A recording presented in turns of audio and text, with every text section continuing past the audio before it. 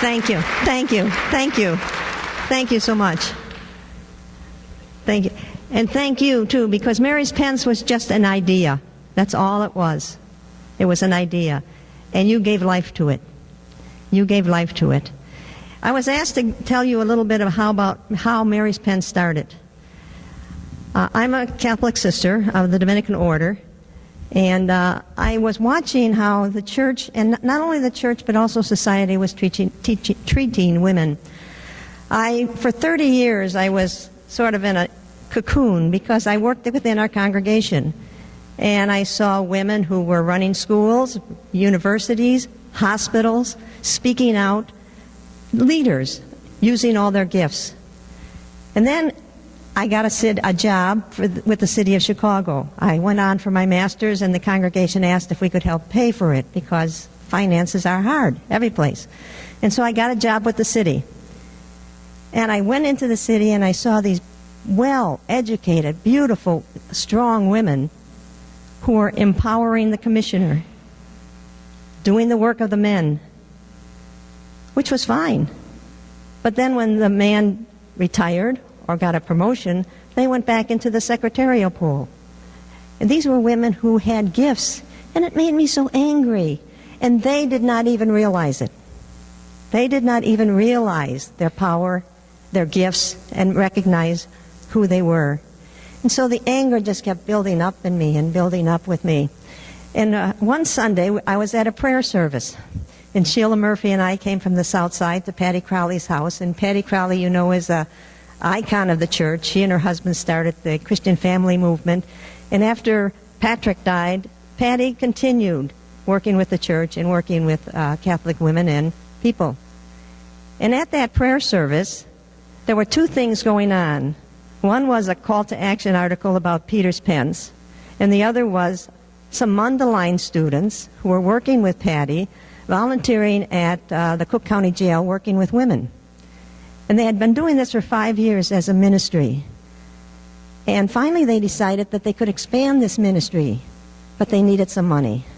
So they wrote a letter to the Cardinal explaining who they were, what they were doing, and could they please have $5,000 to create this ministry to help these women. At that prayer service, they were passing around a letter that said, "Keep up the good work, we have no money. Keep up the good work, we have no money."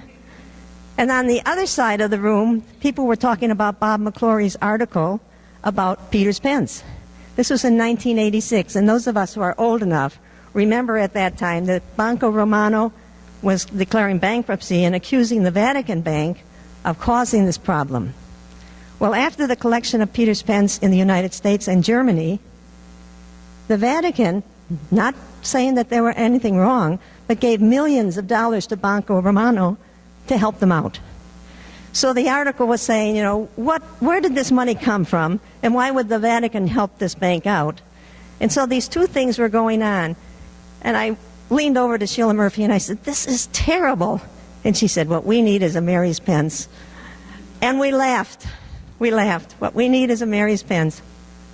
About a week later, I was vacuuming my living room and listening to NPR. And all of us, now, John Paul had just been elected Pope about 6 months before this, or a short time before. And little girls in Chicago Diocese were serving on the altar for at least 2 years, I think. And the NPR announcer says, "The Cardinal has decided that girls can no longer serve on the altar." Oh, my Lord. These were little 9, 10, and 11-year-old girls who were doing the best they could. And they were going to the altar, and they were so proud of themselves. And now they're going to be told you can no longer do it. Well, you can imagine, with my little anger that I had, it became a rage. And so in my mind, I was going, oh, when they die, God is going to say, "Why did you deny my church the gifts of these women when my church was in such need?" And, you know, you go right, they went to the very pit.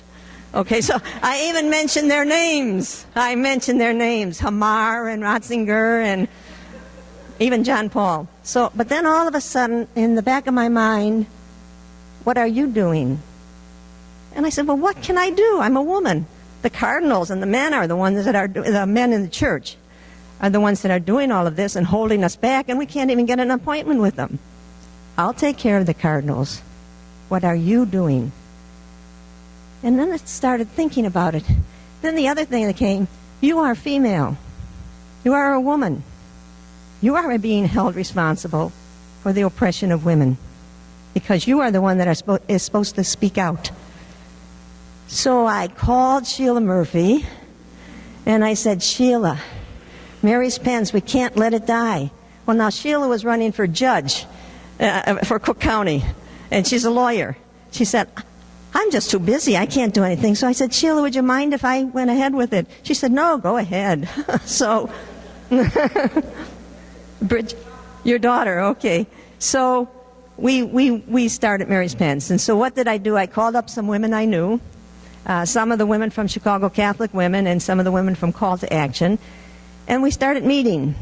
I can't remember all of them, but I can remember Sheila Daly, who was marvelous, Donna Quinn, Avis Clendenin, who was a professor of theology at St. Xavier University, and Judy Bobber, who was a religion teacher at Mother Macaulay High School. And we sat around the dining room table, and we talked, and we talked, and we talked. And so Sheila Daly finally says, we'll talk here forever. We've got to do something. Let's set a date, then decide who we want on the board, and let's move with this. So we didn't look at a calendar, and somebody at the table said, April would be good because that's spring, so there might be some breaks and these people can come. So out of the air, we decided April 28th. Now, there were 2 Dominicans sitting at that table, and they didn't register. But anyway, but anyway, we said, okay, April 28th. But if it's during the week, we'll move it to the weekend because these are women who are sitting right here, some of them, who were professors at universities, were prioresses of their congregations, who were Luke Tobin, who was doing all about Thomas Merton. So we thought, they're busy women. Okay, so we'll move it to the weekend. So then we decided to raise names. And the names we arose were women who would represent all aspects of women in the Catholic Church. Lay, those who belong to women's congregations, old, young, married, single, but also who had entrance like we're speaking. And so we decided then, okay, these are the names. You call these, you call these, you call these, and ask them. And let's get the calendar and see. Well, we picked up the calendar, and April 28th was on a Thursday.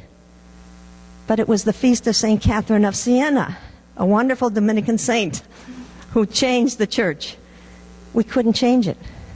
We could not change it because I believe Catherine of Siena, Teresa of Avila, Dorothy Day, and Hildegard were yelling across the divide, get your act together and do something.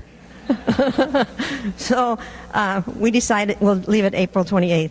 And we called these women, and these women all said yes. These women all took time out to come to the board meeting, and they were marvelous women. And that board, they are the ones that really started Mary's Pence, because when they spoke, oh, okay. Like the Oscars, I won't go over time. So they came and they spoke. And they wrote articles. Kay, you wrote an article for a magazine that we just put on the blog. And they are the ones that really got the word out. And then Sheila Daly of Call to Action said, I'll do a mailing to Call to Action. And that was a marvelous response because she marked the envelopes. So we knew all the Call to Action people. Then we bought mailing labels.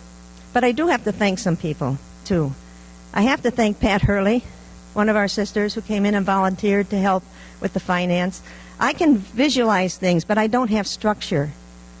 So I needed somebody who would put the structure in there. So Pat and my sister-in-law, Loretta Primus Gallagher, came, and she's the one that put all the data on the computer that later people were able to find.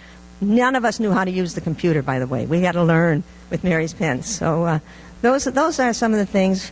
Also, I want to thank Mount Carmel's Boys High School. My nephew was a student at Mount Carmel, and there were only 3 of us in the office, and we did bulk mailing. Well, the boys had to do social justice. So Father Tim brought them over one afternoon, and we were in a Catholic worker house that Barbara Blaine gave us an office at, And I looked down at the dining room table, and here are all these young boys stuffing the envelopes for Mary's Pence. So, it took a lot. And Mundelein, I'm so glad we're here, because it was the Mundelein women at the prayer service who, when one of them was walking out the door, said, "I cannot belong to a church that doesn't recognize my gifts." And I thought, this is a woman who's going to be the church in 10 or 15 years. We need her. We can't let them go.